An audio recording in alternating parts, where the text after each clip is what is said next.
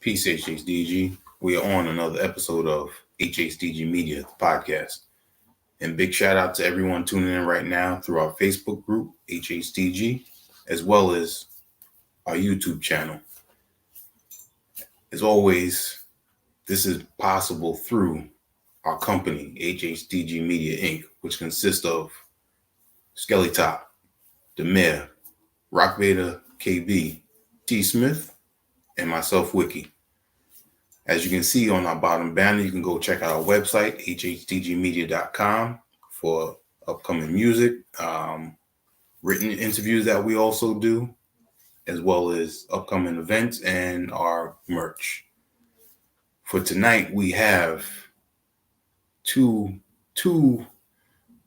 established Michigan artists who I have had the pleasure of seeing their growth for I'd say at least a decade. And the beautiful thing about, witnessing that is not everyone is capable of challenging themselves, sometimes thinking out the box a little bit and just continuously pushing their own creativity with their talents. And the two of them in their own right have continued to do that. Coming from different backgrounds, growing up, but yet still, have that knack for pleasing not only just my ears, but as well as many others. And coming from Michigan, Detroit, Ann Arbor area, most of y'all know about the talent that comes out of those two areas. So, there's a lot to be said, but at the same time, the style of delivery with one in the MCing has been one that I would say is smooth, but he has a delivery that is notable when you listen to it, and the way he drops some of his metaphors and the relatable topics with his wordplay, and he continues to push that, and he makes it sound so smooth, which is what I really enjoy about listening to him, and still pinpoint that this is hip hop. And with the production, with our other artists that we'll be speaking with, he is continued to show that even though this is, coming from Detroit, there's a lot more to Detroit than just, what we know of the soul that comes out of there. And he continues to push his creativity in a wide array of sounds that definitely comes from what he enjoyed growing up, and he shows it through his music, and I really appreciate that as well. They just recently released their EP together, Algorithm and Blues, dropped on December 1st, and this isn't the first time they worked together, so we'll definitely talk about a little bit of how they came to work together and witness each other's growth, and get their opinion on how they feel about each other with that, and just speak about more of the music and the life that comes with it. So without further ado, I'd like to introduce Isaac Castor. Peace. What up, though? And also Hir-O. Peace. How you doing, man? Good. Dope, man. Definitely looking. I appreciate the two of y'all taking the time. Definitely look forward to this. And like I said, I've enjoyed your music for quite some time now. So we appreciate you, man. You always hold it down for the Michigan, not just Michigan artists, but especially the Michigan artists. So we appreciate you. Yeah, thank you for having us, man. For real. Thank you, man. Before we even get into the EP, when it comes to you, Isaac, like I was saying before, I listened to you when you were going by the name Game Boy, and I became good friends over the recent years with J57 from the Brown Bag All Stars. So I know he no way. track Emergency with you. Yep. Yeah, man, absolutely. That was I ended up hearing about him through DJ Soko from the group The Left. He was Nice. actually running like the DJ program at the teen center where I came up rapping the Neutral Zone. And so he was showing me J57 beats and I was like, man, these are crazy. And so I ended up hitting up him and he was super cool and down to earth. Like really anybody at that time that was willing to work with me, man, like I have nothing but the utmost respect for because I was just like a stupid kid trying to, make it happen. And so, and yeah, that beat is insane too. Like I'm super grateful to have worked on that track with him for sure. Yeah, definitely. And at that time, between that song and then for me, you catching my ear with that, and then I already knew about J57, so I was like, wow, you're young, but you already caught my ear already. So I was like, what else, does he have out there? And there wasn't that much that I found, but as it progressed, started hearing you working with other Michigan artists. What was his name? Nameless was one of them. Yep. And, yeah. I know that you built quite a relationship with Foulmouth of Middle Finger Music as well. Yeah, definitely. So as far as like there not being a ton of stuff out there after like the J57 collabs and stuff, like I kind of like one of my main producer I was working with for a couple years after that was kind of like trying to steer me more in the commercial direction. And so a lot of the stuff wasn't on the underground radar. Like I had a track with Boley and stuff. So I was still trying to, keep it real and whatnot. But like a lot of the beats were more aimed for a different audience. And so I remember the Trap Isaac era. Yeah. I think we did didn't we do it during that era? We did a show at the shelter. Wasn't that during that time period? Yeah, definitely. It was probably at the tail end of that. Like right when I was going to college, was around like the time this was all popping off. And then like by the time I graduated, and that's the other thing, just being in Kalamazoo, I went to Western Michigan University, and so like it's only 2 hours away, but still it's kind of a world away as far as like making it to events and networking with people and stuff. So I was kind of totally removed from the Detroit hip hop scene up until like late 2018, early 2019. Like there were some people, like I've known Hir-O since forever, but like there were a lot of people that were just hearing of me for the first time. And so that was cool. And that's kind of around the time I linked up with Foulmouth and stuff. And so, Nice. John Connor's another one.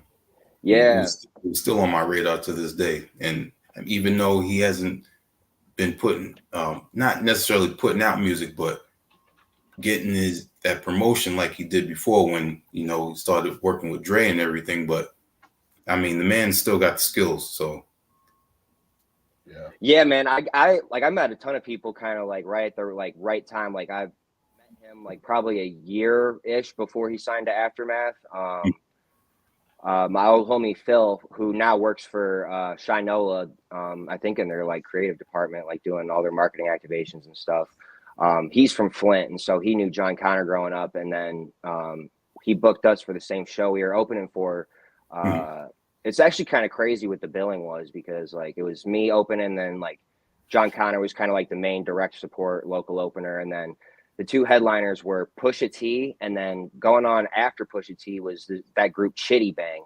It's just crazy. Oh wow! Like, in 2011, they were more popular than Pusha T, but. A lot of stories like that, man. I always think about you remember the Cool Kids from like 2008 and 2009? Like I really feel like they really need their flowers, because they kind of like created the modern internet like hip hop era. Like that was kind of during that center of that. Definitely. And I don't know if they got like the shine that they deserved for kind of opening that lane. Because like I'm talking about like cats like Drake, like Wale, like who's the cat from Ohio that always is beefing with Lupe Fiasco. Why can't I think of his name? Mickey Fax? No. I don't know if he's from Ohio, but I'm just trying to think who's got beef with Lupe, like other than Royce. He's like a rap. He was super popular like around that time. He was like a rapper, singer. Kid Cudi, idiot. Oh, okay. All right. All of those guys kind of filled the lane of the door that they kicked open. They all kind of came through after that, which is crazy to like think about that.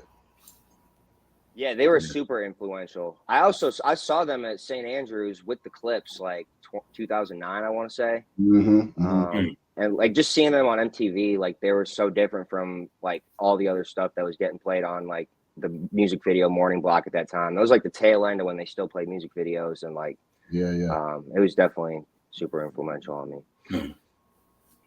Okay. And I feel like Chuck English, like he did a lot of beats that people wouldn't even know that he did, like just for people in that era and stuff. Like that sound was, they really kind of probably invented that. Yeah. Now, Hir-O, the voyage home. This was good grief. This album, I think, even to this day, still is a perfect example of your style of production. Like I said, there's really no boundaries with your production, but this showed a good wealth of array of what you're capable of. Yeah, I appreciate that, man. That was there were no rules back then, and I still try to keep that in mind, like to create without any rules or boundaries. But you know, there was no point of reference. I was just like, man, I really like where's my record at? I really like Jay Dilla, I like Flying Lotus, and I like Daft Punk. So how can I like slam all three of those artists together into one sound? Because nobody told me that I wasn't supposed to do that, right? Like, you know, I had people, and you know, I was 20, 22 at the time, 21, 22, so couldn't nobody really tell me shit, you know what I'm saying? So like I had some of the OGs in my ear, like, yeah, man, you need to get on some soul samples. So I'm about to grab this video game sample, bro, because that's what I like. You know what I'm saying? Like, I'm about to grab this anime intro.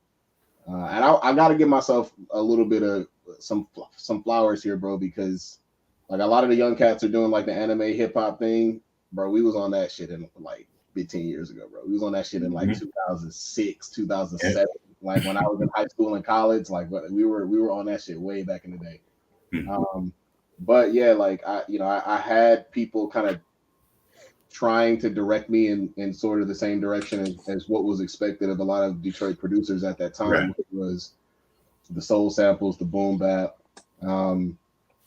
which I did learn. Like you learn that and you appreciate it. But I also like I didn't feel authentic for me though, right? Because not to say that because I did a lot of boom bap stuff with Isaac on this project, but not to say that I don't have that in my arsenal, but for that to be my only identity, that part didn't feel authentic. Like what I feel like is the full picture of my artistic sort of frame includes the boom bap, it includes the soul samples, but it also includes like growing up on video games. It includes growing up on anime. It includes like being a fan of like deep house music and like, you know, electro pop and all kind of stuff that is not really on the radar or hadn't really been on the radar of sort of that underground Detroit boom bap sound. And if I wasn't including those influences in my production, then it wasn't really feeling authentic to me. So that's kind of. And then being in some beat battle, because there are a lot of people who didn't really buy it, right? They didn't buy that you could do like quote unquote respectable hip hop without those core components. And I did myself some favors by winning a bunch of beat battles early on, and that got me some street cred, I guess. So people were more willing to take chances, and I got some pretty important cosigns too, like Foul when he first was coming up, he co-signed me. Invincible co-signed me. Even cats like 14 KT and never like I didn't get a public co-sign from Black Milk, but I was able to chop it up with him and like get feedback, get advice, and feel encouraged by the sound that I was putting out being accepted and being like recognized as something that had value by people like that, which made That's me feel great. more confident. Sure. And speaking on, Black Milk, I mean, look how his sound has evolved. For sure. I just listened to his most I don't know if it's his most recent project, but one of his most recent projects, and it validated so this might come as a surprise, but I don't always listen to music recreationally, right? Like just as a like, hey, I just want to turn on something, because for me, like what I get out of music, I mostly get it out of creating it, which is not always a good thing. Like I need to train myself to like be more comfortable listening to other music, just so it doesn't have to be a work. It doesn't have to be a chore all the time. I can just sit back and just enjoy music. Yeah.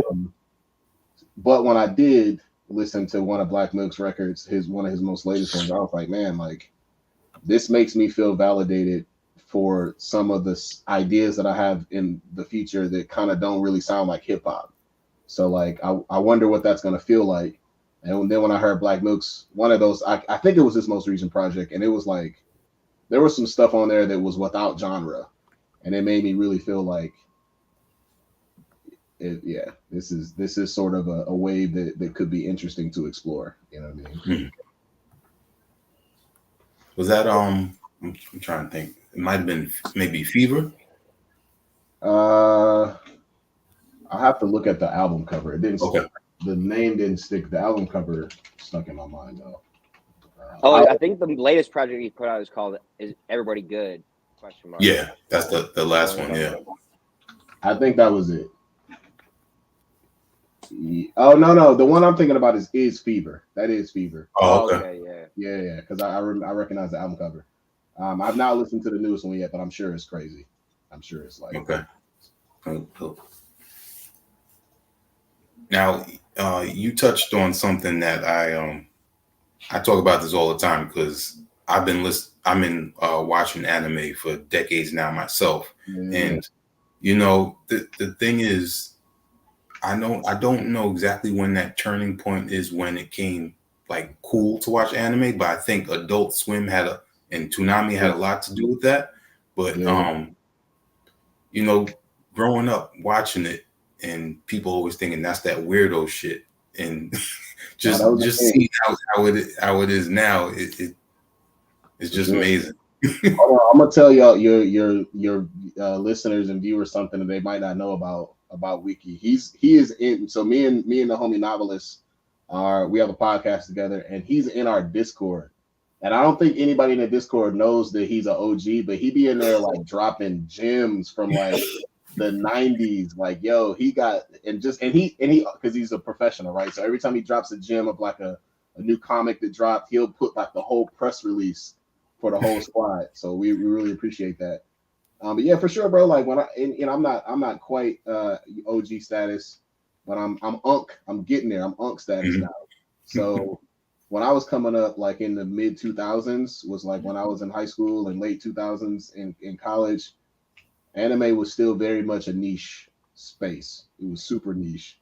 And I know, Isaac, I know you're not a super big anime fan, but I know you are in the age range where it started to become a little bit more mainstream. Yeah, so like when you like talk about like Toonami kind of bringing it to more of the forefront, like that was probably coming up like right around the time I like got cable and was able to start watching Cartoon Network, like age 6 or 7. So like around that time I was staying up and watching anime on Adult Swim all the time, but like not really soaking it in or appreciating it for what it was. And then like by the time I started getting older, I kind of fell out of touch with it. But like I've got so many homies that are just like they love that shit, and so I know I gotta tap back into it. Sure. Definitely.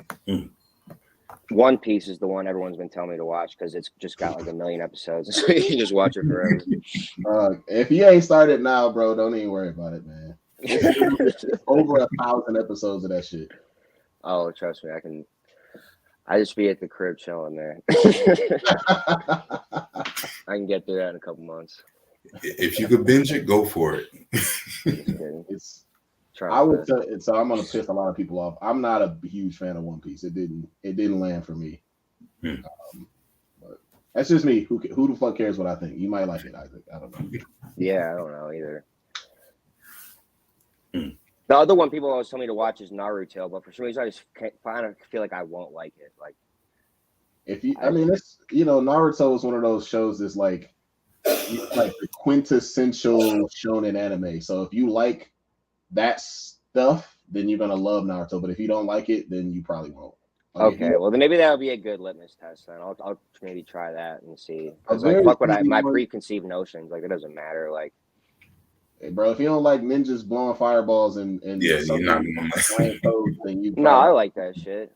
I just kind of like I don't know, like, I just always thought like just the aesthetic of like Cowboy Bebop and shit was super cool. I just feel like I just always kind of felt like at least like the way it was presented to me, like Naruto kind of seemed like Cartoon Networky, like just kind of, I don't know, almost even know how to explain it, but like no facts. I know more what you- Americanized or something. I don't know. It's a different like intended audience. Like Cowboy Bebop was aimed for older kids and adults, whereas Naruto is for like young boys, right? That's what shonen literally means, is young boys.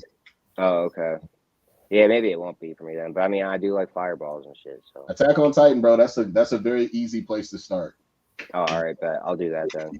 Yeah. So Isaac, what did you grow up, enjoying?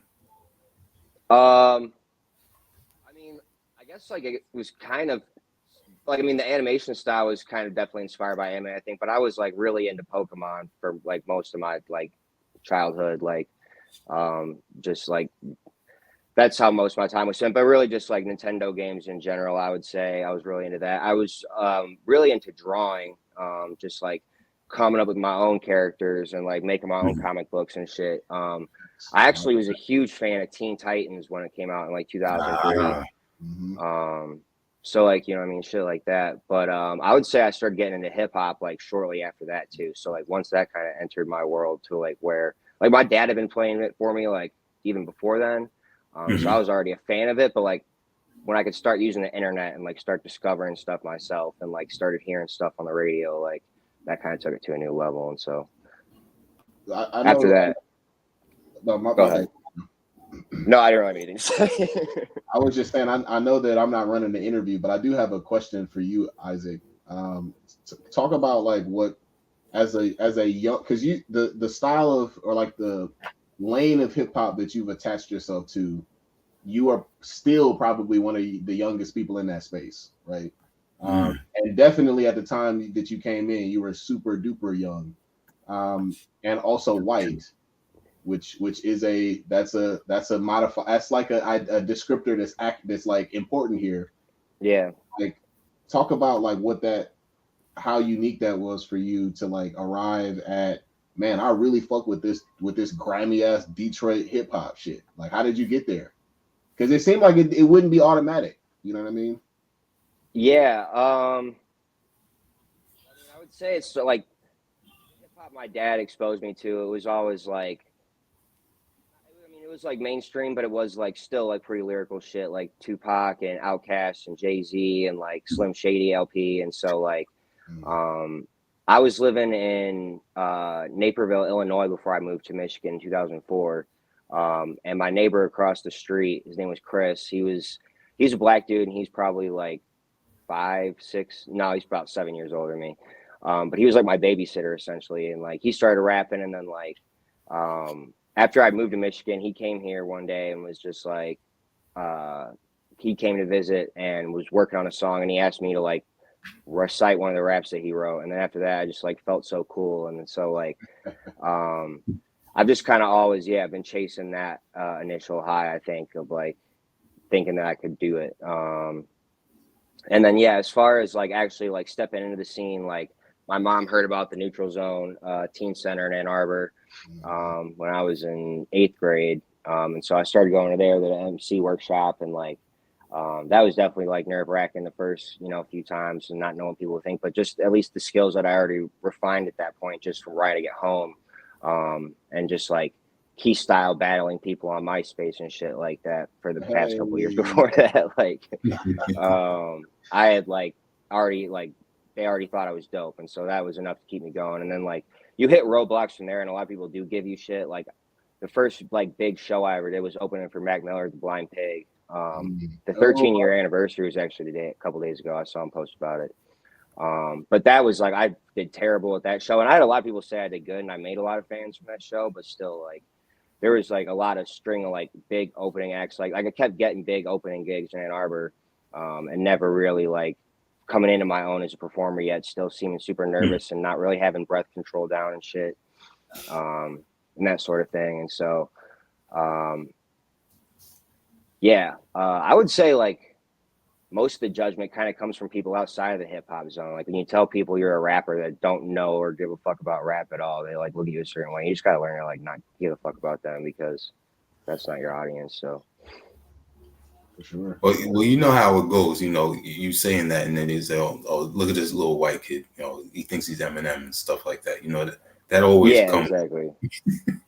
Man, look, you made a. I don't. Maybe we could talk about that because I don't exactly remember how we. I know it was through the Neutral Zone sort of, and it was also through Carlos sort of, but it didn't take long. I heard him rap once, and I was like, and obviously he was young. I met him when he was like 15 or 16. And I could tell he was young and didn't have a ton of experience, but instantly it was like, oh no. So I knew he had talent, but I also like, and I talked to Isaac about this offline. There's one particular thing that I look for in MCs that separates like professionals from folks that don't have it. And that's understanding cadence and understanding the pocket. And he understood that at like 15. And I was like, bro, he's good.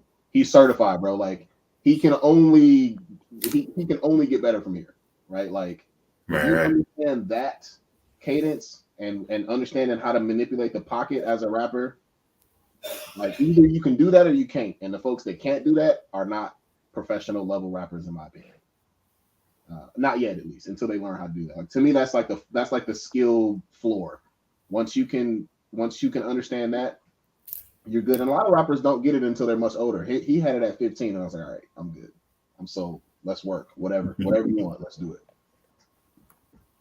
Hell yeah. You have told me that before, but yeah, once again, I really appreciate it, man. For sure. Yeah. So in your progression of MCing, when was a point that you knew that I'm going to continue on with this? You know I have something, and people are giving me that respect. When was that point that you knew? Was the point that I knew that I had respect and that it was something that you're going to continue on, with MCing?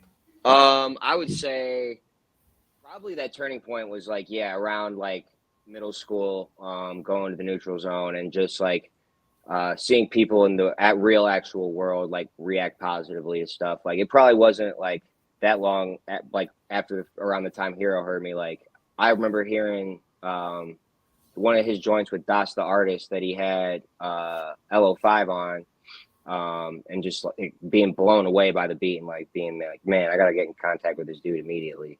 Which was that? I can't remember which song it was. I think it was Going, Going, Gone is what it's called. Yeah. That was a wild beat, bro. That's the one that cut you. Yeah, it was the first joint I ever heard of yours. I was just like, holy shit. But yeah, like, so I would say, just around that time of like people my age, but then also like older people who were friends with people that were teaching me at the workshop, like also giving me respect, because like they would like, nobody was mean to kids there, but like if you were an amateur, they weren't gonna like ask to get on songs with you and stuff. And so like once that stuff started happening, I was like, all right, I can like, start making some moves with this potentially. And I don't want to speak for you, Isaac, but I always felt like the respect that you earned kind of put you in a position, and I've been kind of blessed, maybe not to the same extent, but I've had a similar kind of circle of people who are certified themselves, and then because they fuck with you, it kind of gives you a little bit of like room to kind of stand in some of those rooms and be in some of those spaces. I've observed that of you, where like, I observed your transition from like the Ann Arbor to me, I see 3 different eras. There was like the Ann Arbor era of Isaac, Game Boy at the time, and then there was like the trap era, and then there was the middle finger music era. Yeah.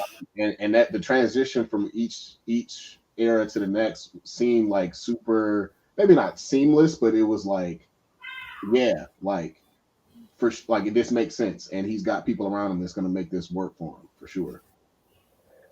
Yeah, I appreciate that. Like, I would say, like, if I could do it over again, I'd probably skip the trap step or try to do it a little differently. Like, just like in terms of like it making sense. Like, I think, yeah, I have like a catalog and like a history that I can like look back on and be like, yeah, like I made some good moves. But like, I also just like start like I just look back and I'm like, I'm 28 now. I'm going to be 29 in less than a year. And like, I know that's still young as hell, but like, just starting off at 15, it feels like you've been in it forever. And it's like, all right, when is like shit really going to start, get moving? But I think it is though. Like, it seems like, you know what I mean? Like, as far as like you're saying, being in those rooms, like I just shot like it was kind of like a in-person podcast with like Fat Father, Marv One was there, Finale, and just like being at like a round table with all those people, like it was just kind of like oh shit, like look how far I've come type of thing. You know what I mean? Like, so respectable talent too. Yeah, no doubt. Man, since you brought up that track, let's give the people a little taste of that joint. Going. Oh shit, I haven't heard this in a minute. I didn't know how to mix or master at all back then, so I feel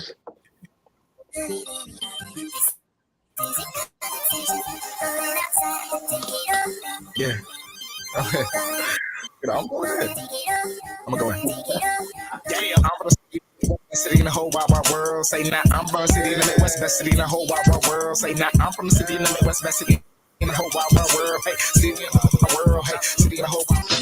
Nah, it's not Chicago. No, I ain't from Cleveland. I'm from the city in the Midwest where the sky is always evening and the skinny niggas sponsor death and tax man's always evening and the mothers weeping, raving and on bands, catch them shivering, trying to quiet demons. Pussy power politicians, who do you believe in?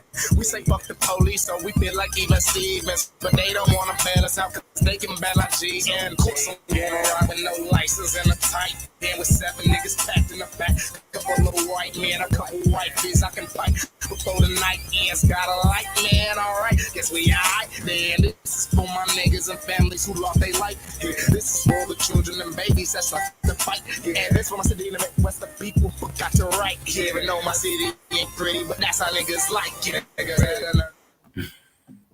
Man, I have not heard that full song in probably like 5 years. That's crazy. Doss was talking crazy on that bitch. Yeah, he's going.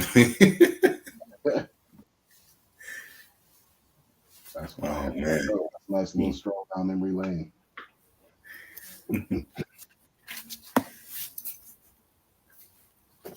We okay, sorry.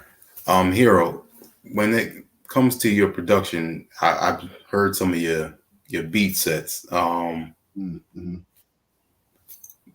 does it feel to be DJing as well? And do you try and throw some of your beats in there?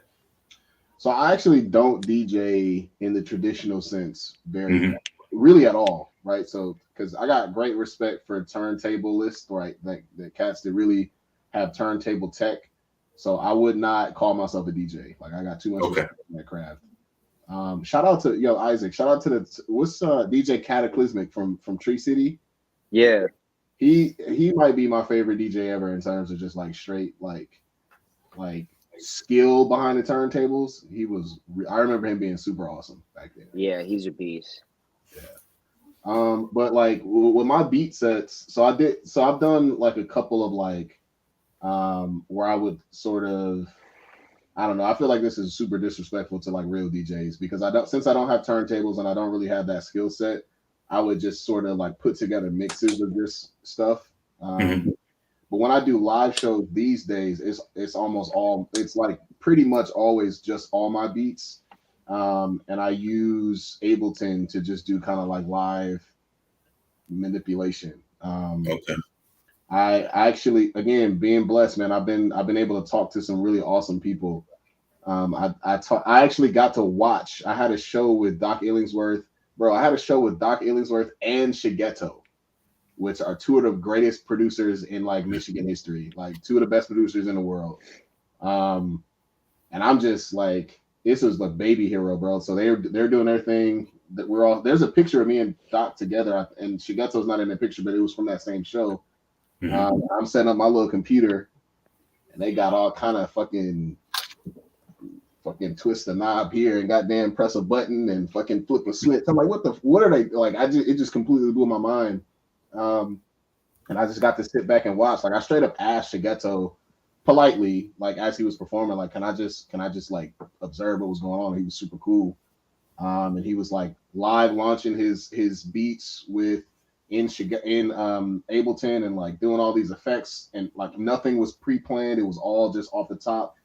Nice. Dr. Illingsworth does something similar. I don't want to spill all his secrets, but he's just like, he's got such a clean live performance setup where he can do almost anything. Like he's just it's so versatile. And I'm not quite at that level in terms of because I think they both produce in Ableton or sometimes produce in Ableton. Yeah. I don't produce in Ableton. I use Machine and FL to produce, to like actually create the music. So when I bring stuff into Ableton, I don't always have it like broken down into stems. So it's harder to do like really high level manipulation. So instead I focus on like stutter edits and phasing and stuff like that to give it that same feel. And also like with respect to the fact that, you know, I don't have the skill or the technology to really be in there like mixing songs and transitions and stuff like that. That's not my skill set. I've often thought about like maybe trying to learn, and maybe I will one day, but I got such respect for that craft that I don't want to play around with it. You know what I'm saying? I don't want to disrespect it. You know what I mean? Like I'll leave that to the professionals because it's serious. Now, the thing with beat sets, and I got to give you a lot of credit because it sounds seamless the way you go through it. And I've been to beat showcases before where a producer will play one track, finish it, and then just go to the next. So there'll be like dead silence with that. With yours, I mean, it's just straight through. And, for sure. That's the intention. I enjoy that, you know, because I'm gonna give the listeners a little glimpse, but I want you to talk about it first. Oh, sure, You performed at 16 levels at earlier this year. You know, just give us a little recap of what that is for those unfamiliar. Yeah, so 16 levels is it's like a reoccurring producer showcase started by it's a producer out of Detroit called Nobody. He's super dope. And he and some of the other guys. So that's sort of that Paramita team. They there's a space in Southwest Detroit, the Southwest Hip Hop Dance Academy. They host these producer showcases there. And I got an opportunity to perform at one. And it was a really dope set. It was actually on the so this is, if you ever watch this video, for those who are listening, if you see me looking off to the side while I'm producing this, because it was during the Super Bowl and I was watching it on my phone while I was performing. But yeah, that was a fun event for sure. Dope. I'm gonna give everyone tuning in just a little glimpse of it. Sure. Yeah, it's a dope space.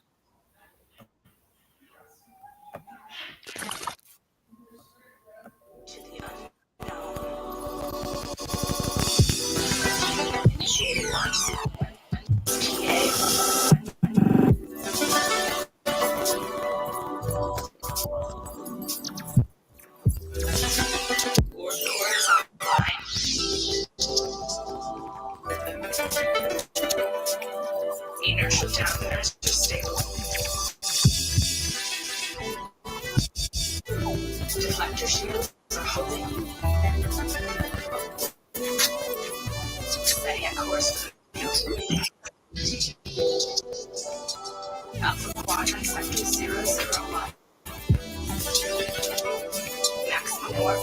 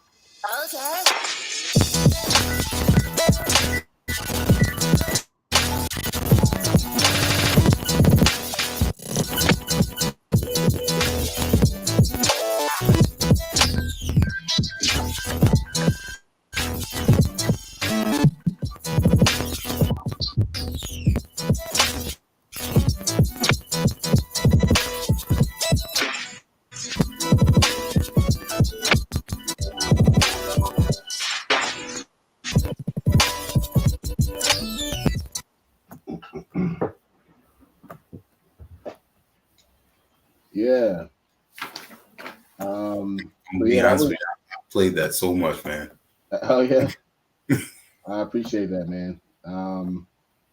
Yeah, so that's me. Like, I mean, it's an evolution, just like everything else, man. I started off like trying my best to imitate some of the guys that I really looked up to, like Shigeto, Doc Illingsworth, Flying Lotus, who I've seen once or twice live, and just like one of the most important parts, in my opinion, of a beat set is to make it like an event, to like make it a show, not just I'm just pressing. Mm-hmm. I've seen those producer showcases where you press a button and you wait for the song to just, you know, which is dope, right? Like I'm here for that, but it doesn't meet my needs. I got some really good advice once upon a time.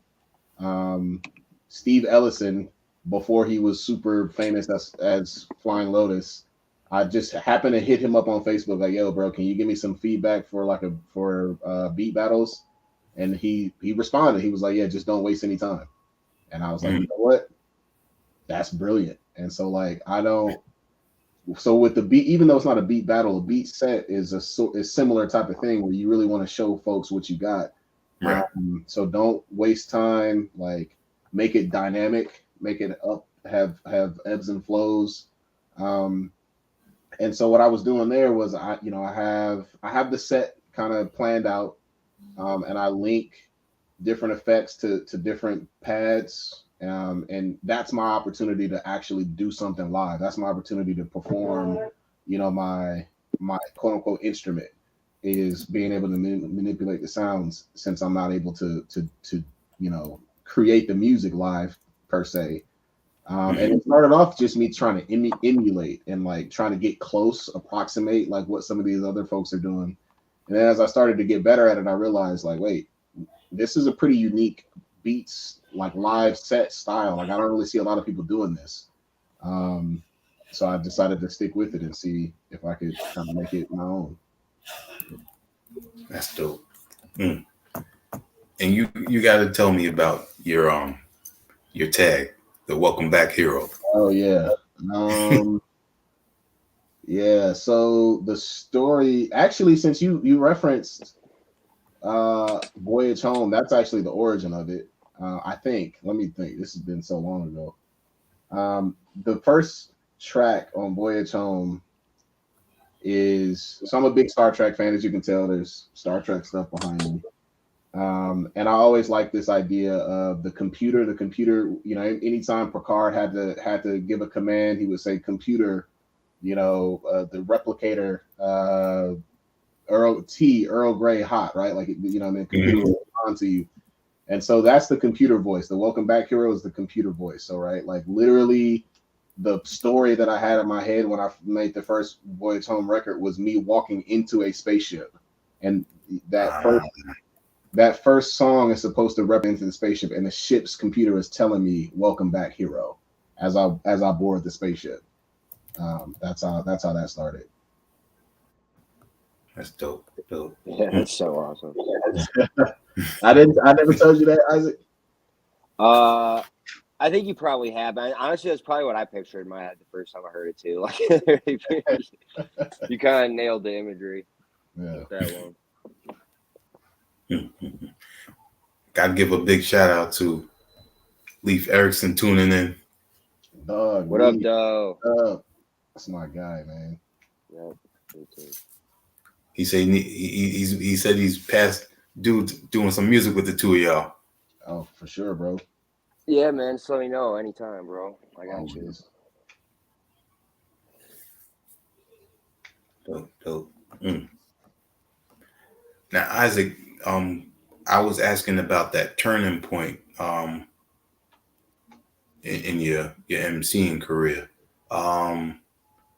Does that also coincide with changing your name from Game Boy?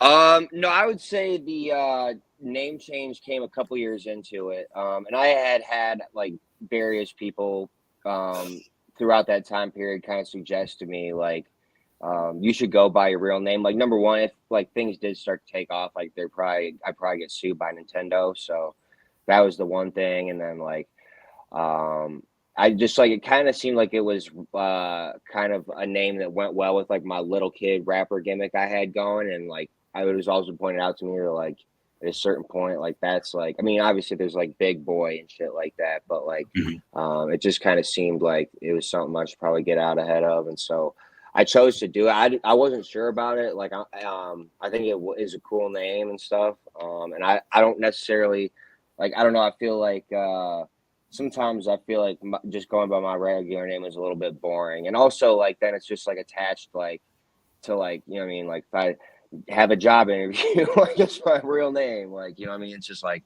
everything that I put out there about my life in the records is just like out there on you know what I mean? But like, so it's kind of cool to have like, it was cool to have like a little bit of an alter ego back then. And now it's just kind of like, I'm just me. But I think that makes me more of an authentic artist probably in the long run too. So. Yeah.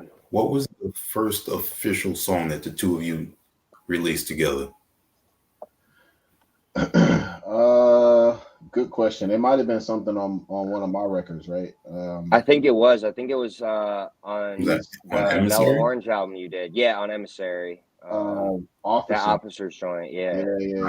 Okay. I really fuck with the Officers.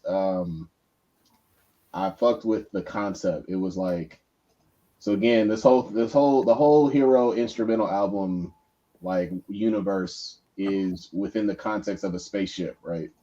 And so I figure in an instrumental album, like in regular hip hop albums, oftentimes the interludes would be instrumentals. I figured I would do the opposite. The instrumental album would be, the regular tracks would be instrumentals, and then the interludes would have MCs on them. So my officers, right? If I'm the captain, these are my officers, right? Like the guys that are flying the ship with me. So, and really what that means is like my inner circle of like my like actual friends who are also rappers, my actual like homies that I fuck with that are also rappers, and we hopped on the track. So Isaac was on the one with Pierce Freeline, Grammy nominated Pierce Freeline. Let's go, baby. Let's get that. There you go, yeah. It's my guy. Grammy nominated Pierce Freeline and the Honorable Reverend Dr. Illingsworth, and of course Isaac. I think that was the first joint we did. Then I sent you, man. I talked. I'm airing out some insecurities here, bro. I sent Isaac. He asked me for a beat, and I know he loved the beat. He loved the song, but I did not. I should have sent you a better beat, bro, for that one joint. This was maybe like 5 years ago. I can't remember. Oh, okay. Yeah, I was also just not picking like I was kind of all over the place with my beat selection at that time too. I kind of had to like rein that in a little bit. Like I think the beats that you gave me were fire. Those probably the stronger ones on that record. But like, yeah, don't even worry about it. I was probably asking for bullshit. I appreciate you saying that, but it was a little too like it was a good beat, but it was very like I was on I was out there. I was doing some weird shit, and Isaac was. Yeah, well, same though. Like I think I was like just kind of coming out of that trap era, and so like I was kind of like bridging the gap a little bit, and yeah, it was definitely a process to get where I'm at now. But we righted the ship though with the new joint. We definitely righted the ship for sure. Yeah, them joints are crazy. Before we get into Algorithm and Blues, Isaac, you dropped the Rabbit Hole 2 earlier this year. Yep. Found out. Y'all do some great work together, and I I've been a fan of Foulmouth for a while too, and he's another one that every time I listen to him, he has that very brash, abrupt type of production. And I feel that's even with his company, that's how he is. He's very upfront with you, no holds barred type. Yeah, with the beats and just as a person, I think that's just who he is to a T for sure. Yep, yeah, absolutely. And I think like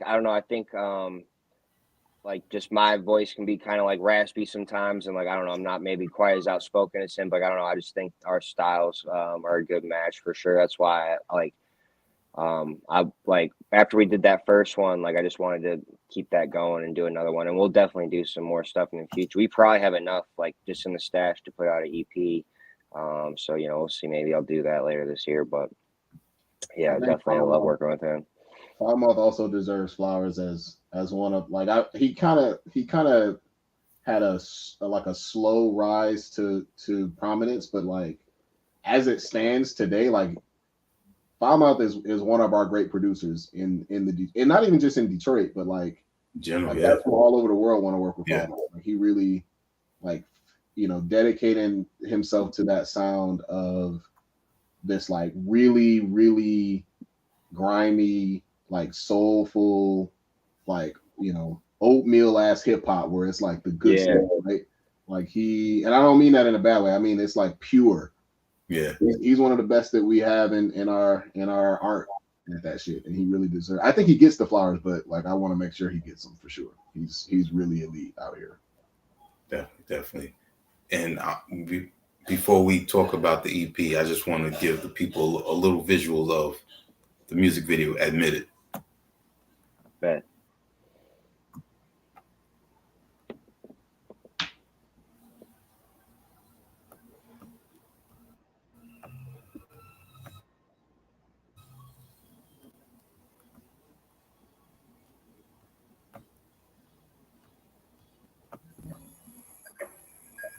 Hey, Nino, you shot this?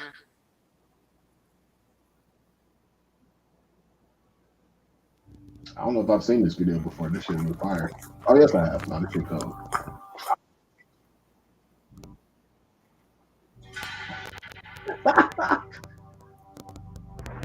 Isaac Castor, ass on, bro.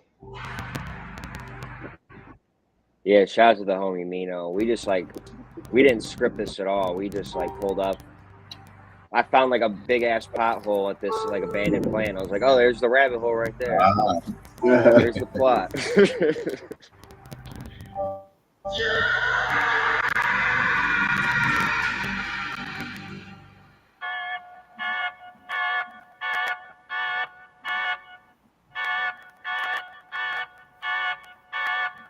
Yeah. How is it that you're still growing, bro? You look so much younger. Give me my flowers while my nose works and say exactly what you mean. Bro. Fuck the code words. Life is like a balance beam and make your toes purse. It feels better when getting it out the cold dirt. My girl left me ice. Exhibited a lack of judgment. You see the crazy in my eye. I'm not the cat to fuck with. I couldn't hate you if I tried. I'm not attached to grudges. You can't cut it. I'm dodging them if you packing punches. The rap's bubbling. I'm back puffing. I'm Gary Payton. Raw emotion from the heart like a therapy patient. Ain't scared of Nathan, gotta get it, don't care to be waiting. Gave him a grace period, but the parody's greatness. I ain't meaning to boast or brag, but up on the top local list, some shows to pass. Ain't like I'm voted last. Know that the flow is gas and that I'm the most jazzy player since host attack. Come on now. It's okay to admit it. It's pure uncut cocaine when I spit it. They feeling for my new shit. Wait just a minute. Never will I ever try to be fake to kick it. Hell yeah. That's his art. Thank you. Yeah, that was probably the first song we recorded for that record. Just like as we started trying to make more joints for the second Rabbit Hole album, that was probably like one of the first ones where we're like, all right, we got something here. Dope. You know, even now on the latest EP and even back then, you always have a very comfortable flow. Like nothing seems like it's jittery or, you know, you're trying to outdo something that is forced. It never sounds that way. Thank you, bro. I really appreciate that. Cause like a lot of times, like, yeah, I really have to I want to like add in extra syllables just to get my point across, but I really just have to kind of try to condense it down and make it fit in the pockets like Hir-O was talking about earlier. Like, like that's really like kind of like how you only way to be enjoyable to listen to, really. So I appreciate it. Definitely. Now with the new EP, Hir-O did mention it, and you know when I listened to it, definitely he showed it his range with the soundscape. And Isaac, you mentioned something in one of the songs that you were being a lazy poet. Was there a certain time that you weren't really feeling writing? You know, what were you getting across at that? I would say there's definitely there's just waves of my life where, you know, sometimes I still try to write like at least like once a week just to do something, but like at the bare minimum. But like there's definitely periods of time in my life where like it just like I would say like during COVID's one example, like when you're not out there like living life or doing anything, it was kind of hard for me to like go out there and well, I mean, like, yeah, it was hard because there was nothing going on. Like, so it was hard for me to find inspiration to write about if I'm not out there, like, doing anything with my life. And so, like, that's kind of why it took me like 3 years in between the first Rabbit Hole and the second one, was just because a lot of the stuff that I was coming up with was just not, I felt like, relevant to my life. And so that's one example. But I would say at different times in college, I would say like, even the past, like, there's been a couple of months, like, over the past year where I've kind of just, like, gone into a creative slump. So it happens, you know what I mean? Mm-hmm. You mentioned, so I always wanted, so it's actually funny how we started working on this, bro. I just literally sent, over one weekend, I was super motivated for whatever reason. I just had a wave of creativity, and I sent him like 4 beats, and he wrote like 4 songs. And then I was like, bro, you want to just do an EP right quick? And he was like, yeah, bro. This whole thing came together like in like over a weekend. Not the whole project, but like the idea to conceptually create a thing together. It went from like, I mean, that's, you know, Isaac is my guy. We talk on and off all the time, but we hadn't really been like talking super like a lot lately. And all of a sudden, I just like, yo, these beats have your name on them, dog. Like, they just came to me, and a month later, we had recorded like 6 or 7 songs. Yeah, we worked real efficiently on that one. Yeah, that was dope. I'm glad it worked out like that. I think this is the first time I've ever dropped 2 projects in 1 year, so I'm proud to have finally gotten that done. Yeah. I feel like that's a sign of being not a lazy poet. Oh, sure, bro. And growing. it was also like I've been super blessed, and I really appreciate the space that I occupy in the Detroit hip hop space. Like I feel honored and I feel respected. But there's one, I wouldn't say it's a criticism, but one like descriptor that I've always been like, I don't know about that. The whole like, oh, Hir-O, he does the spacey stuff, which I do. Obviously, I do. But y'all ain't finna sit back here and tell me I ain't got no soul sample chops. Fuck that. So I don't want to hear no more. Yeah. And tell them. I did this EP not specifically for this reason, but one of the outside, sort of secondary motivations was I don't want to hear that ever again, bro. Like, no, I can flip that shit as well. Don't get it twisted. Put it to sleep. Yep. When I'm left to my own devices, I will take off in the spaceship. I won't deny that. But we all from here, bro. We all got that in us, me included. So. Yep. Yeah, I mean, if they even knew what they were talking about, though, like all the shit you did with Chris, like it's just some like crazy sample chops. Like maybe a lot of your solo shit is more, spacey, just because you're like a lot on your projects. You're kind of like you've got like themes and concepts and shit or surrounded around that. But yeah, anybody saying that shit's full of shit. It's not. Again, I ain't got no beef with nobody, but it's just like I would, nobody likes to get put in a box. You know what I mean? Yeah, definitely not. Only the spacey. Nah, bro, I'm from Detroit, bro. Like, if you're a Detroit producer, you got soul. Period. Like, full stop. If you're a Detroit producer who is good and is talented, then you got soul chops. Like, it's required, bro. It's hard out here. It's too many good producers. There's too many super talented producers in this city. And iron sharpens irons. We all hear each other's stuff, and we all want to be pushed to go harder. And if you can't keep up with some of these cats that are elite out here, with like we said, Foul Mouth, with Elijah Day, that's my guy, with Vibe Sounds, who don't even really be out there like that, but I'm telling Vibes is nasty, bro. Vibes and Illingsworth and Lord Gully and that's just like the folks that are in my cohort. It's a whole generation of producers above me and some young cats below me as well.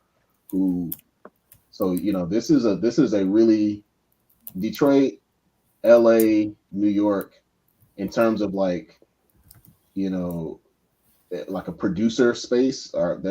These are some of the most densely populated spaces with like producer talent out of anywhere in this United States, in my opinion. Yeah, and I'd say the same thing for MCs and like musicians of all kinds. Like the amount of talent in Detroit is just insane. Facts. But yeah, especially producers. It's like a lineage that just keeps on going. Sure. Yep. And the lineage, it extends out of Detroit too, right? Like, Jay Dilla, obviously is all of, we all pay homage to his legacy. But like it's cats that aren't from Detroit that are super influenced by Jay Dilla. Like I say it all the time, bro. Like obviously Black Milk, KT are both like direct descendants of that Dilla lineage, but also I know folks that aren't really up on it might think I'm crazy, but Flying Lotus is too, bro. Flying Lotus is from that shit.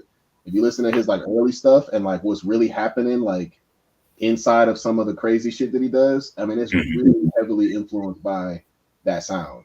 That's one of the things that attracted me to his sound so much, was how much I felt connected to it with this Detroit lineage. Definitely. I think another producer who I may have started listening to around the same time as you here was Keynes. You talking about Chains? Oh, Chains. I'm sorry. Yeah, Chains. Yeah. Chains is dope. Chains is super dope. Yeah. Yeah. Chains kind of, when I think about Foul Mouth, I think about like sort of the sound that Chains was on back then, but Foul Mouth kind of took that and like, man, he didn't, their styles are unique, but it comes from that same feeling of just like really, really gritty Detroit sound. And I think, you know, Foul Mouth does a lot of that same stuff, but has his own uniqueness to it as well that really stands out. Yeah, definitely. They've definitely got their own things going on. I was actually working on an EP with Chains for a minute, like probably in 2021. And then we ended up not. He just had some life shit he had to tend to, and so I ended up working on the album with Foul after that instead. But his like I think like just the difference in the sound between the shit that I did with Foul and the shit I was doing with Chains, like it's definitely distinct. But like I mean all that shit was like there's definitely a reason I wanted to work with Chains right after. It felt like kind of a nice like transition, you know what I mean? Like they're both like shit that definitely sits in that like gritty realm that's popping right now. Yep. So let's go track by track, starting with the first one, I Wanna Be. Yeah, I'm really proud of that track. Like some people have told me that's the best song, my favorite song that I've done. It's kind of just like a simple intro. You know what I mean? There's not even a hook on it really, but just the beat and the verses I think are both really good, and I think they kind of stand alone on their own. So yeah, this came from Isaac sent me a lot of these samples. This is one of the ones you sent to me, right? Okay. Yep. Yeah. And it was an opportunity for me to try to really flex on some like really, really like soulful, you know, drum fills, all kind of, you know what I mean? But I had to do it my way though. Like I can't just hit you with the same ass, like, you know, that same ass boom bap drum pattern. Like I can't just sit in that pocket. So I had to add a little bit of Hir-O to it, but I tried to keep myself within the discipline of like, no, we finna find a soul sample. We finna turn the distortion and gain up on these drums, and we finna rub our knuckles in the glass for a little bit for this album. And those horns. Yeah, I thought it was a perfect balance. Yeah, and just like with the way all the stuff is mixed, just like all the different elements of the sample and stuff. Great. Yeah. And second track, Block It Out. So this one is funny because I always tell the story about the text exchange that me and Isaac had about this song. So this was one of the last beats that I sent him actually, where, you know, I was starting to float away a little bit. I started to fuel the spaceship up a little bit with some of the joints I was sending him. Isaac was like, "Nah, bro, I need you to send me this." He straight up said, and I quote, "I need you to send me a toxic masculinity." What did he say? It's toxic masculinity like boom bap track. My response was, all right, cool, one baby puncher coming up. Yeah, it was inspired by something you had posted on Facebook before. Like, all right, I guess I'll make some like Griselda, like hyper masculine. I don't even remember what the wording was, but I was just trying to critique our toxic culture for sure. I'm sure I said something. So I just tried to make sure that the snare slapped anybody who listened to it right in the face, bro. That was my top priority. You finna get this crispy ass snare jab immediately.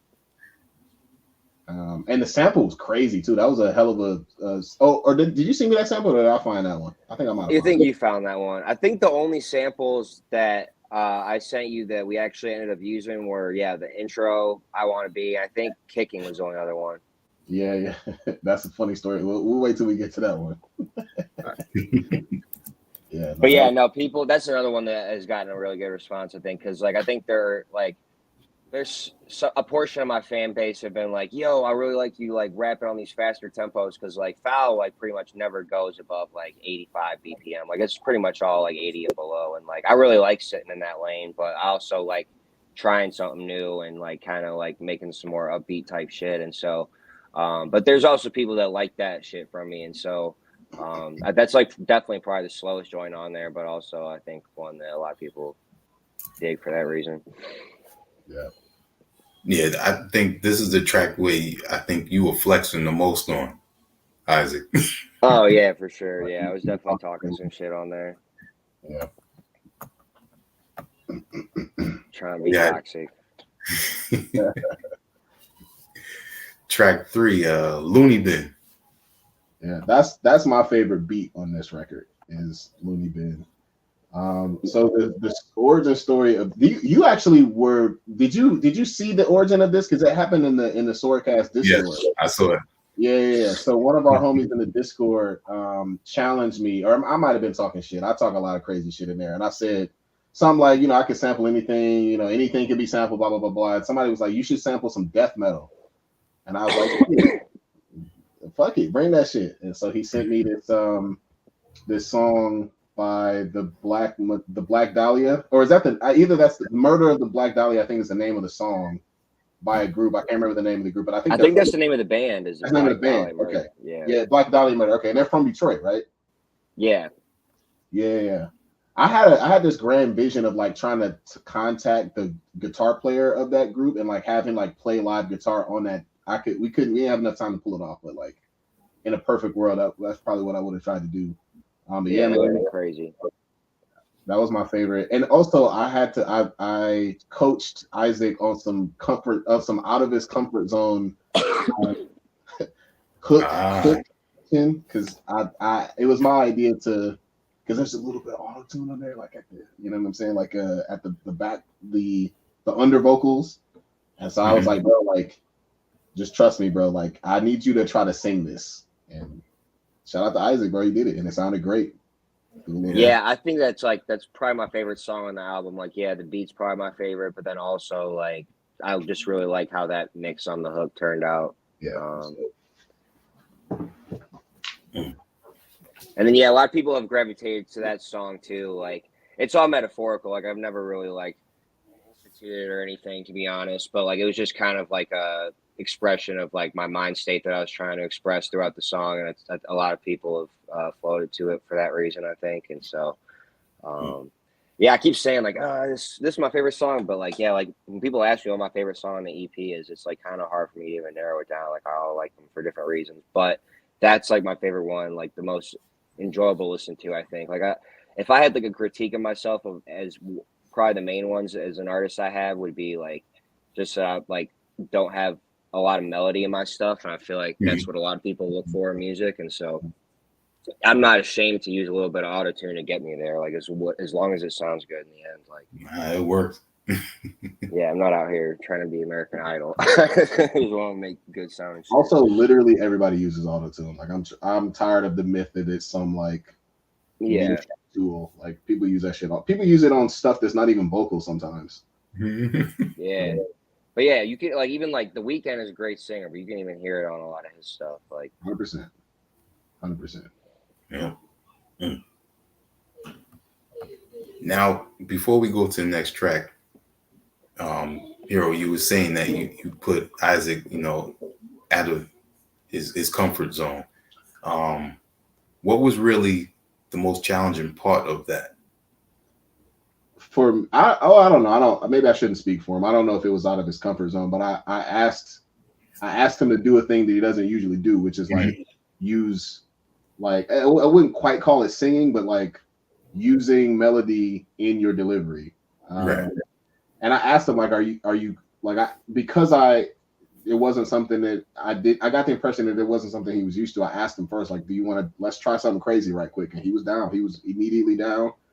I appreciate the trust that he put in me, because I appreciate being able to like give feedback and like kind of coach and like because I have a unique perspective as the producer and also the engineer as like how the sound is coming out.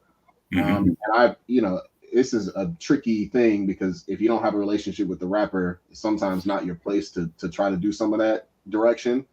But Isaac and I have a good enough relationship where he was super receptive to the feedback, and it turned out to work pretty well. So I guess the most difficult part was, am I overstepping or not? That might have been the part, is like navigating that.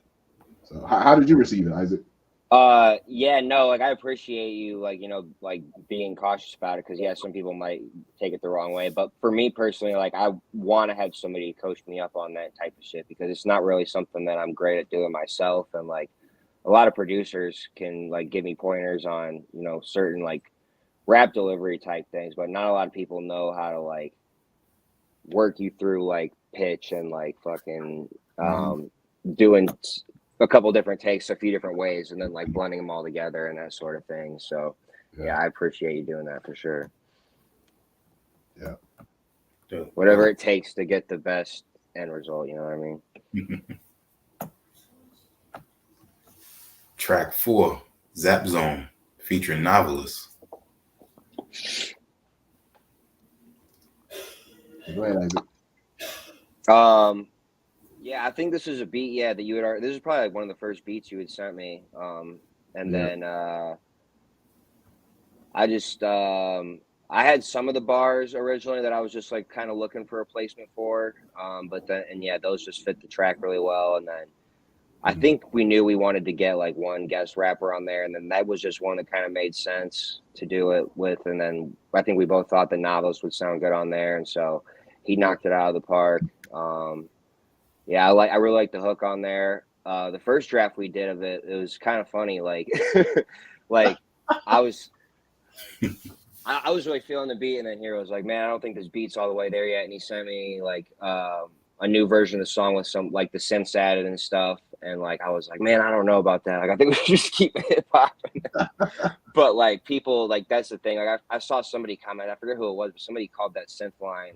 Maybe it was one of the people I submitted it to for Spotify playlist, but they called it iconic, and I was like, "Oh yeah, man, I was definitely tripping." People love it. I have a tendency to overproduce sometimes because I don't always think about rappers when I produce. I think about the song as a whole, and that, which is sometimes a good thing, sometimes a bad thing. But when I was listening to that track, I was like, "It's not. There's something missing from this beat. I don't know exactly what it is, but there's something that's not quite there."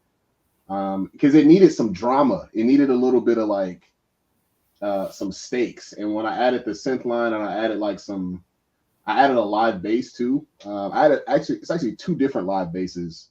Two of my guys that I know who play bass. I hit them up. They both sent me a joint. I couldn't decide, so I used them both and I like swapped them out. And it just added character to the beat, and it added some drama, it added some personality, and the synth lines, it gave it a sense of like it elevated, took it to the next level, in my opinion. But I used to deal with this with Chris all the fucking time, bro. Like what you described of like falling in love with the first version of the beat. Chris, if he listens to this, he'll probably be laughing and I would come back with like, all right, bet, like, but here's a better version. Here's a fucking. Because I fucking did some shit. I tightened a screw and I've added a fucking whatever. And then Chris would be like, "Bro, I like the original version because you rap to it, it's imprinted on you already." Bro. I'm typically not successful with those arguments with Chris, but I'm glad that you were able to sleep on it and give it a shot.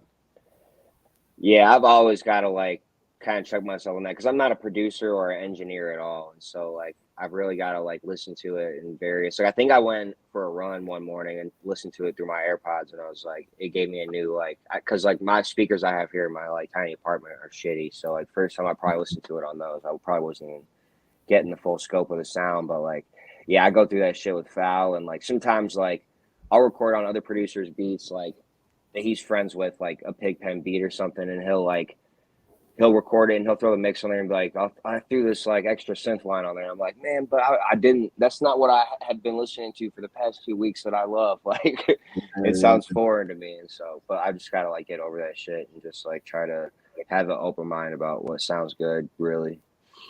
To your point, though, there is like I think producers sometimes need to stop falling in love with this like grand vision of like this like super curated beat with like all these little tiny things. Because I'm so notorious for doing this. Probably putting in little Easter eggs in beats that like don't nobody ever hear except for me. And I'd be so obsessive about that. Like, don't nobody give a fuck about that except for you, Omari. Just relax. Just like it's fine. So sometimes hearing that feedback of like, you don't have to do too much is good for producers as well. So it's both sides for sure. Yeah, I just feel like with like hip hop specifically with vocal led tracks, like a lot of times like if you have like too much stuff going on, like you can kind of all like bleed together a little bit. But like your shit is mixed so well that it's like never really an issue at all.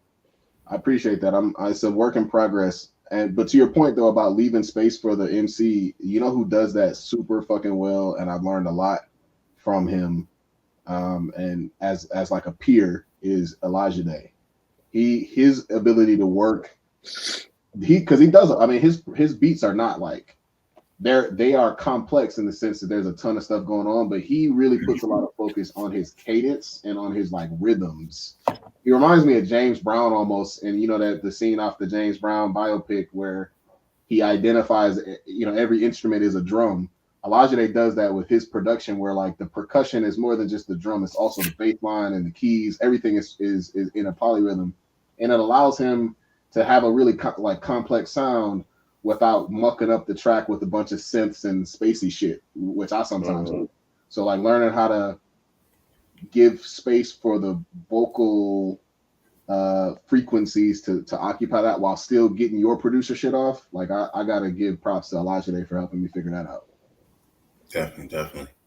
I've told Elijah this before. I said I feel like he is the brainchild of Motown, Parliament, Sly and the Family Stone. The way he orchestrates his production, you know, just like you were saying, that's the way it sounds.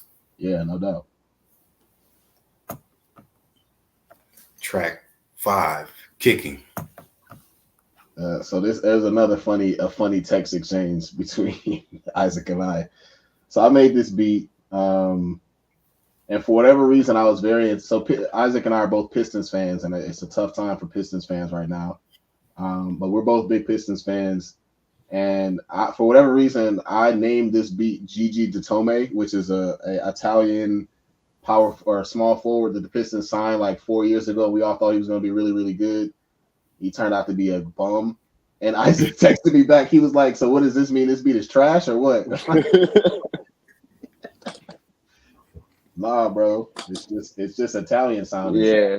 I made it Gigi Datome. But yeah, that was you know, it was a very clever beat or sample that Isaac sent me. Had a real like some percussive drum or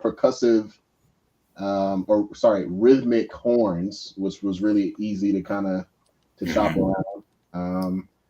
I tried to do a little something different with the drums to make it a little less predictable, and I think it landed. We also got our boy LO5 Carlos Garcia from Ann Arbor, formerly of Celsius Electronics, to do the hook, which was super cool because I'm pretty sure Carlos introduced us or something like that. Yeah, I mean that's definitely how I heard of you for the first time was through him. So, I thought that was cool. Because we had like racked our brains for like a few weeks about like what singer to get on there. I don't know how it never crossed our minds. Like, probably our first connection that we made was through Carlos. Like, why didn't we ask him? Because he's a great singer, and he did a great job on that. So yeah. And it also this is a sort of a not world premiere, but like I'm breaking news here. That collaboration, Isaac, also led to Los and I working on a whole joint together now too. Ooh. Oh yeah, bro, the joint that's about to be crazy. Did I sent you some of the joints he sent me? I honestly forgot to check them out. I gotta you sent me a couple of them. Great, dog. It's about to be ready.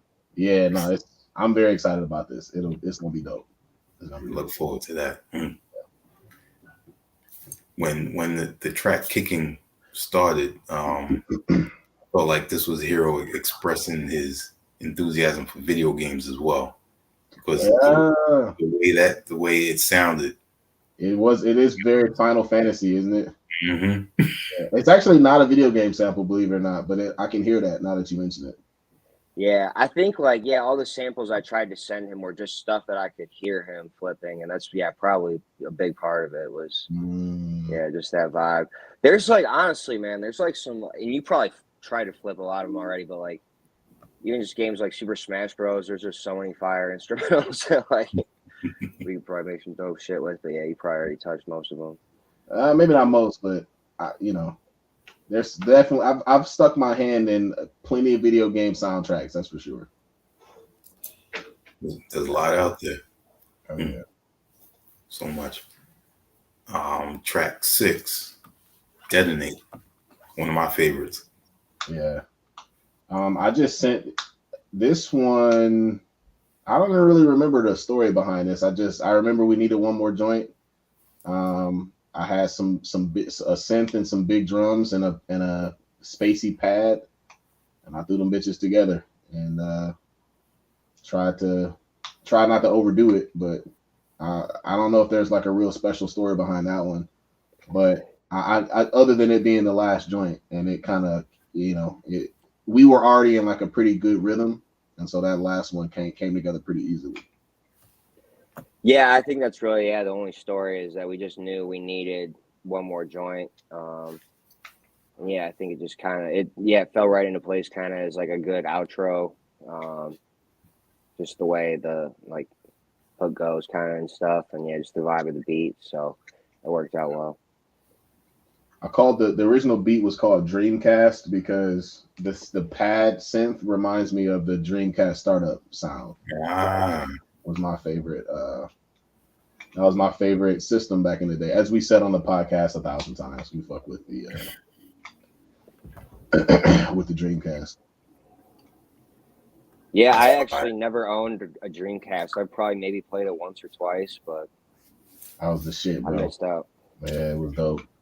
But you were younger though. You probably by the time you got video game age, it was probably PS2 era already, right? Yeah, I think my mom had the Super Nintendo, so like I was playing that a little bit, and then I had the N64, and then I got the PS2. Yeah, so it was all around at the same time. Boy, that's what's up. Yeah, I never had a Dreamcast myself, but my cousin had one, so I was always over there playing that. And then another cousin of mine, he had a Sega Master System. Wow. Oh yeah, that's you. I gotta respect our OGs, but the fact that you call it a Master System is telling, dog. The Master System, bro. Yeah, I don't even know if I've heard that. Yeah. Yo, also random. I'm hearing this is the first time I'm like having a full conversation with you, and I don't think I noticed before. Have you been secretly from New York this whole time? And I just didn't know that. Me? Yeah. I thought you were from Detroit this whole time. I did not know you were from New York. Yeah, I'm from New York. Because I hear it now, but it's like, that's what's up, man. Well, we definitely appreciate the love that you show our city. That's for sure, man. Yeah, for real.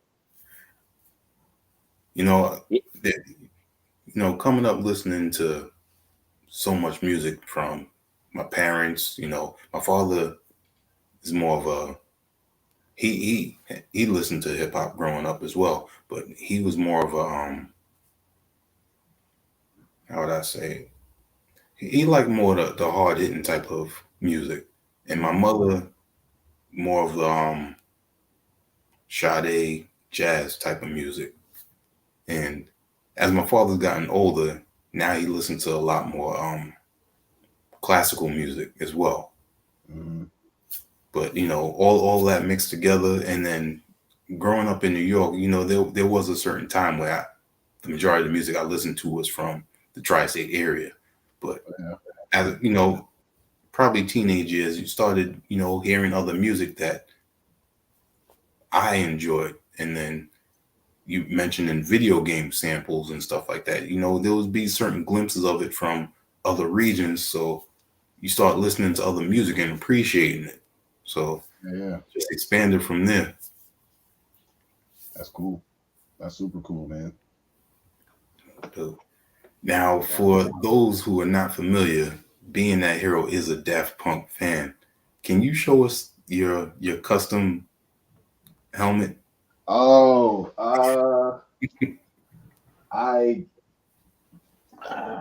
yes, I can. I have to get it. Okay. But I can get it. If you give me like 2 minutes, I'll get it. I'll be right back. Okay. Dope.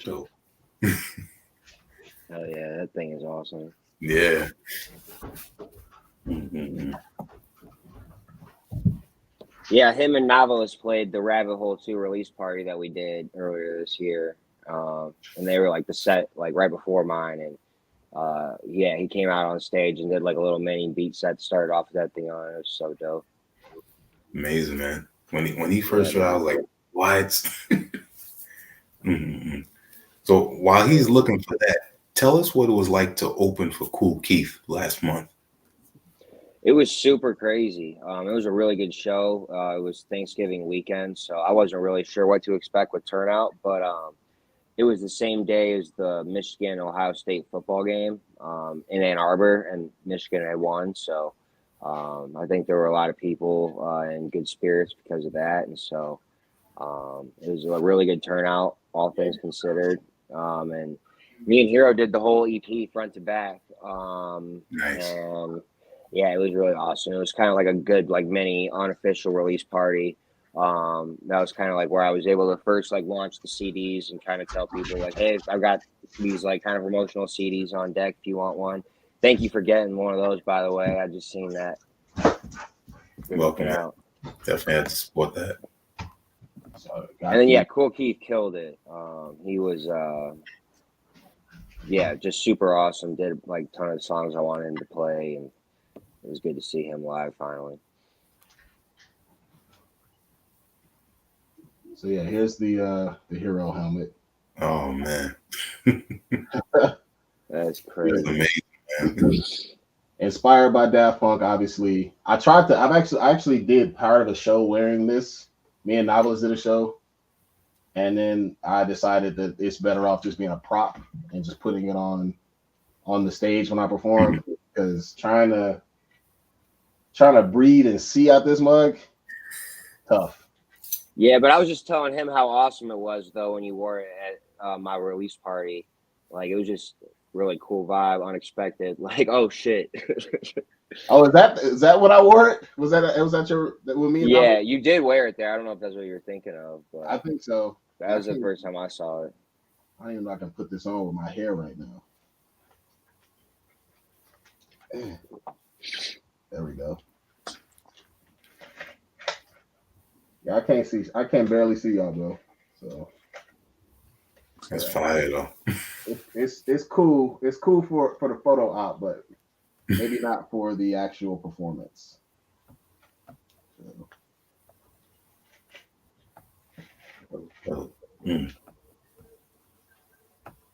Yes. So yeah, Daft Punk fan, taking it a little bit too seriously. Now it's stuck in my hair. There we go. Nothing wrong with that.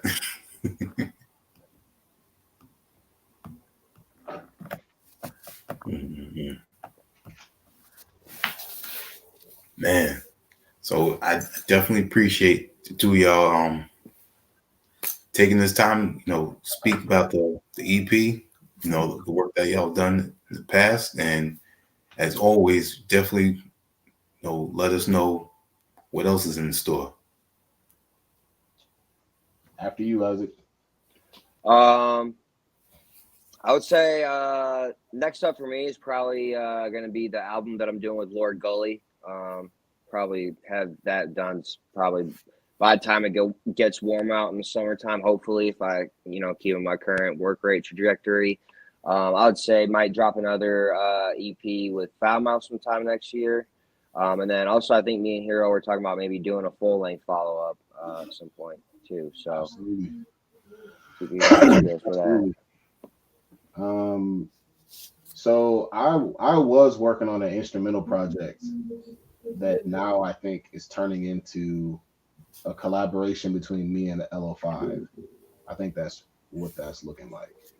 I've also had it in my mind to do a project to honor my parents. My parents passed a couple of, at this point, probably 3 or 4 years ago altogether, but it's still been a grief process that you go through it. So I've always had that in mind, but I kind of want to wait till the moment is right to actually do it justice. And then me and Novelist may or may not be working on something that may or may not be music.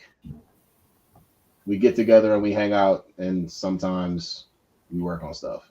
So okay, that's all I'll say about that. Sage of the season. The anniversary's coming, right? Oh yeah. Yeah. Yeah. Sage of the season is also sort of. I mean, it's a date. It's like a me and novelist the first time we did it, but it's also like a spiritual sequel to something I did with Doss the Artist back in the day called Peace King, He's which is like yeah. Mm-hmm. yeah. The first track on Peace King is my favorite sample ever. It's an example of me doing an Easter egg thing that don't nobody give a fuck about except for me, where I like the beat just starts, and Doss starts rapping right away, and you don't hear the actual sample flip until the very end. This like the loop that I have will like expand and you'd be like, oh shit, it was that song. But like those little like producer Easter eggs are entertainment for me, but not for anybody else really. I think they're cool. Yeah, I just don't know if I always pick up on them. Probably not. Appreciate you, bro.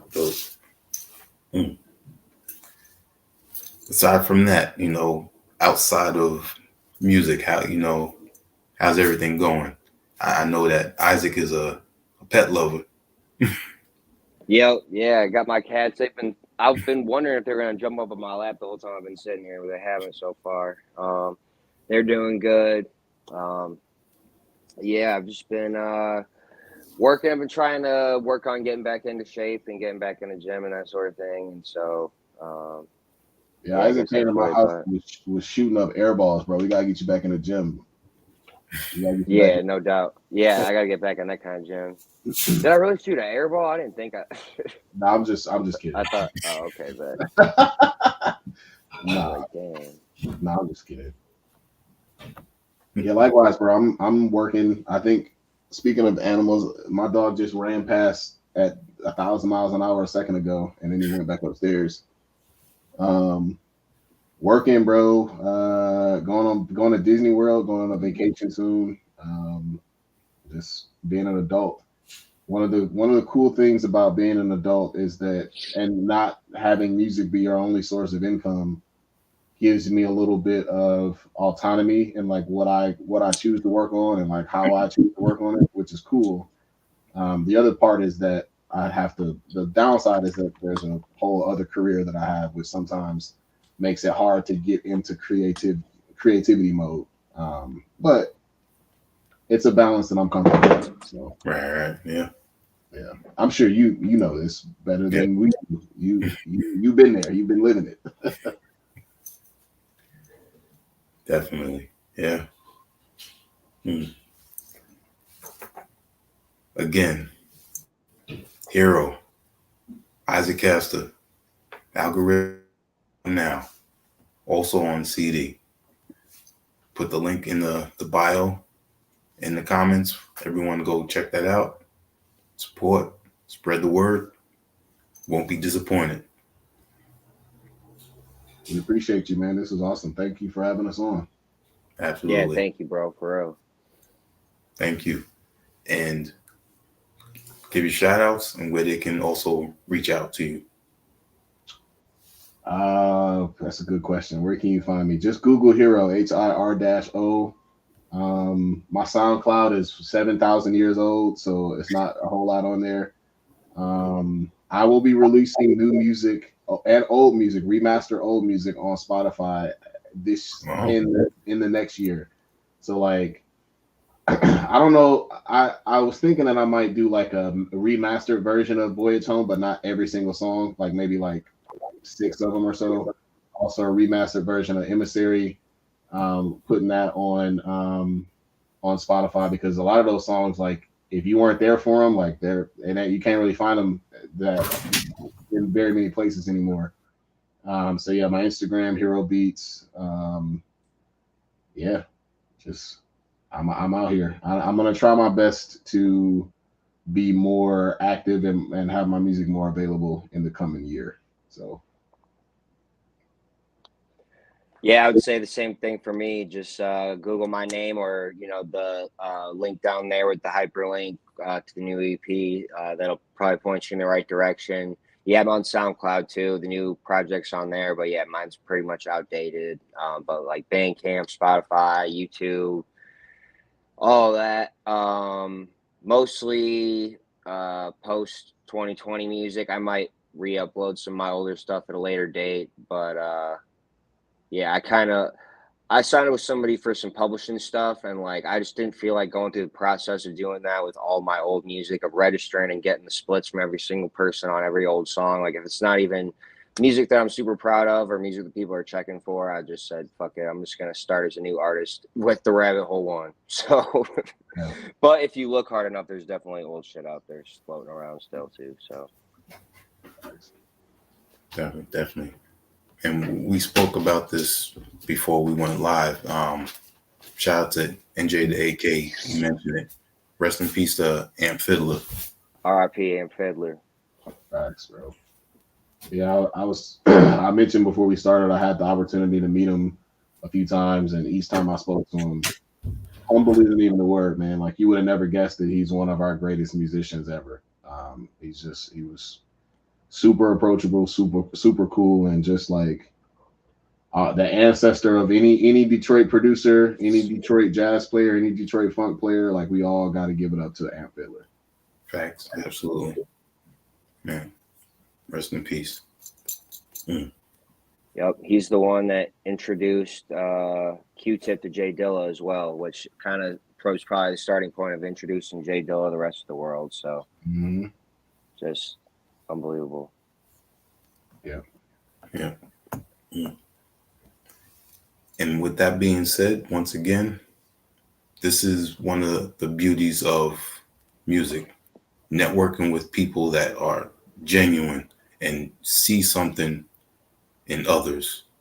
Hir-O, you saw it in Isaac, so here we are right now. Oh, for sure, bro.